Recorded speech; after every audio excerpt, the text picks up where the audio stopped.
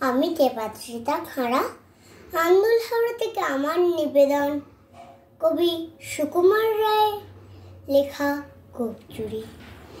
হীরা পিসির বড়বাবু লোকটি বড় শান্ত, তার যেমন মাথার ব্যামো কেউ কখনো জানতো। দিব্যি ছিলেন খোশ মেজাজে, চেয়ারখানে চেপে একলা বসে ঝিমঝিমিয়ে হঠাৎ গেলেন খেপে।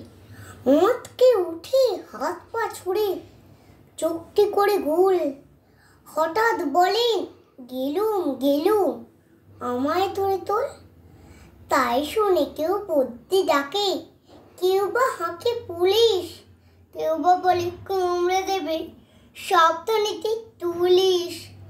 ব্যস্ত সবাই এদিক ওদিক করছে ঘোরাঘুরি, বাবু